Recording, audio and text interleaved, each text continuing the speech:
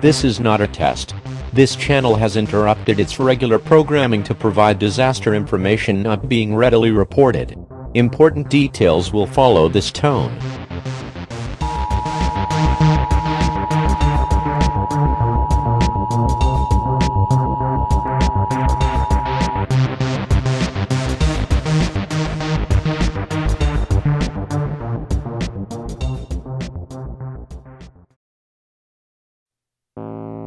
At least 14 people have died from pulmonary tuberculosis in a remote and impoverished region in Myanmar this year, according to officials.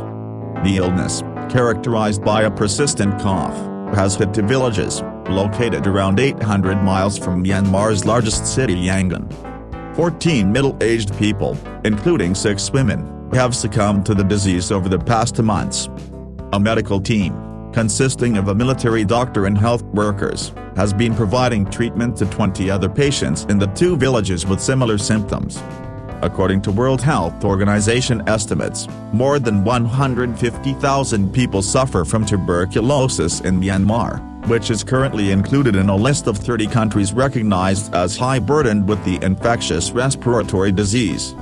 The Bunga volcano, located in Iceland, trembled overnight, according to the Icelandic Meteorological Office. 3 earthquakes in excess of a magnitude 3, registered between 3:50 a.m. and 3:56 a.m. They were all in the southern part of the caldera. 10 tremors have been registered so far. The largest earthquakes were of magnitude 4.0, 3.9, and 3.3. No tremors have followed, but the area is closely monitored.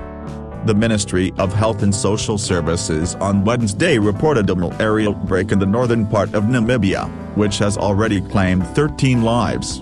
According to the ministry's report, about 3,881 cases have been reported so far. Emergency funding has been requested by officials to respond to the malaria outbreak.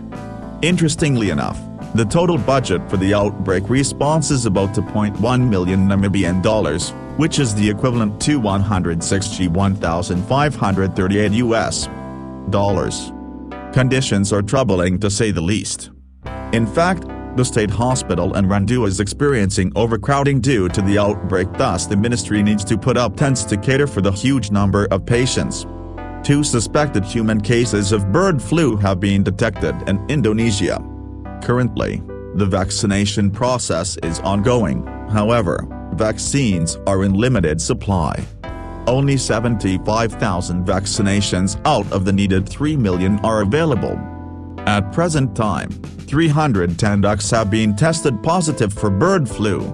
Out of this number, only 105 carcasses have been burned due to funding issues. A 3rd case of meningococcal disease has been confirmed at Oregon State University. The county says this is the 3rd reported case of the B strain of the disease at Oregon State over the past 4 months. 2 other cases were reported last November.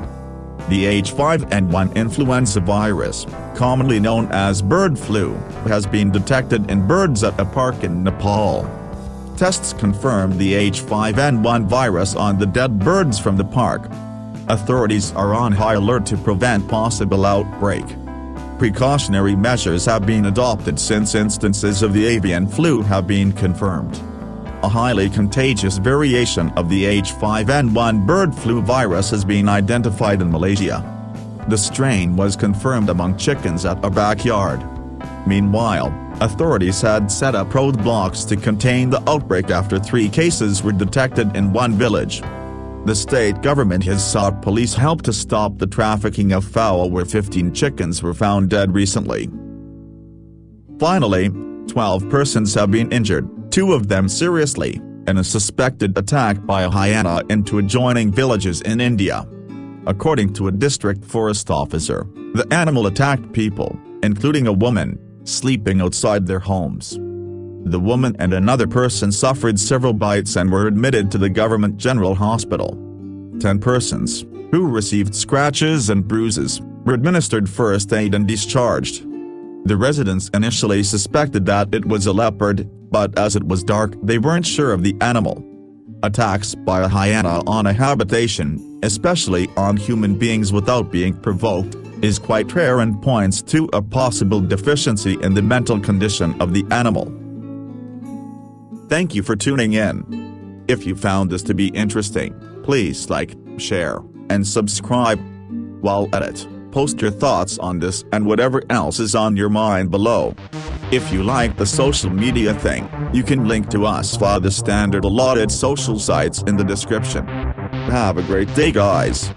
Stay safe. This concludes this report of the emergency alert system. All normal programming operations may now resume.